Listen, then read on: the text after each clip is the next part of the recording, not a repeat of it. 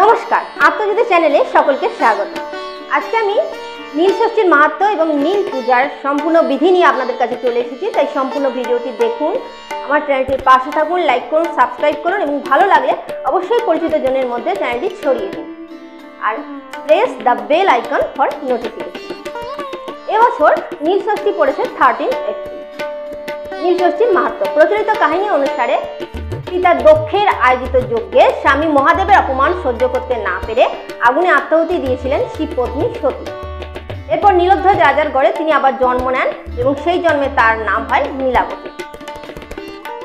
চৈত্র সংক্রান্তির আগের দিন নীলকণ্ঠ শিবের সঙ্গে নীলচণ্ডিকা বা নীলাবতীর বিবাহ হয়েছিল, তাই এই দিনটি নীল ষষ্ঠী নামে পরিচিত এবং এই পূজা নীল পূজা নামে পরিচিত। চৈত্র সংক্রান্তি, নীল ষষ্ঠী এবং গাজন শিব দুর্গার বিয়ের উৎসব হিসাবেও পালিত হয় পশ্চিমবঙ্গের অনেক জায়গায় এবং চৈত্র সংক্রান্তিতে চড়ক পুজো উপলক্ষে গাজনের মেলা বসে। নীল ষষ্ঠীতে ষষ্ঠী দেবী নয়, স্বয়ং মহাদেবের আরাধনা করা হয় সন্তানের মঙ্গল কামনা। আমার সন্তান যেন থাকে দুধে ভাতে, এই প্রার্থনা করেছিলেন দেবী অন্নপূর্ণার কাছে ঈশ্বরী পাটনি। বাংলার মায়েদের মনের এই চিরন্তন প্রার্থনায় যেন প্রতিফলিত হয়েছে নীল ষষ্ঠীর ব্রত। চৈত্র সংক্রান্তির আগের দিন প্রচণ্ড গরমের মধ্যে নির্জলা উপবাস রেখে সন্ধ্যায় শিবলিঙ্গে জল ঢেলে শিবের প্রসাদ গ্রহণ করে এই ব্রত ভাঙার রীতি রয়েছে। বাংলার 12 মাসের 13 পার্বণের মধ্যে নীল ষষ্ঠীর ব্রত একটি অন্যতম। এবার আসি নীল ষষ্ঠী পুজোর বিধি নিয়ে। প্রথমে শিবলিঙ্গে অভিষেক করার জন্য একটা পঞ্চামৃত তৈরি করে নিতে হবে। দুধ, দই, ঘি, মধু, চিনি, এই 5টি জিনিস নিয়ে শিবলিঙ্গে অভিষেক করার জন্য একটা পঞ্চামৃত তৈরি করে নিতে হবে। 8 বার জল ঢালতে হবে, 5 বার শিবলিঙ্গে এবং 3 বার জনি পিঠে।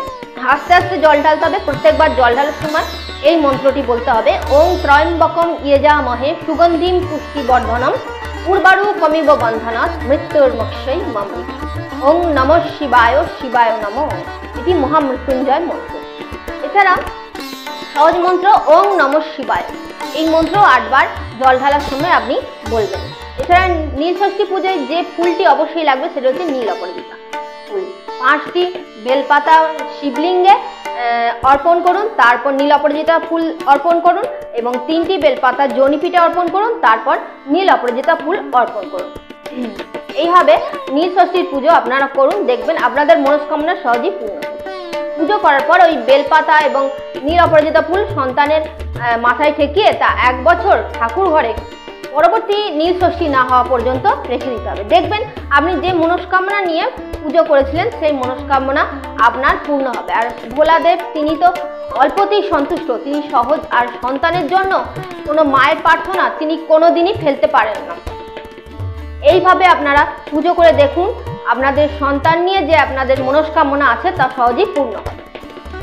আমি নীল ষষ্ঠী ব্রত করব, আপনারা কে কে নীল ষষ্ঠী ব্রত করবেন তা অবশ্যই কমেন্ট বক্সে কমেন্ট করে জানাবেন। নমস্কার।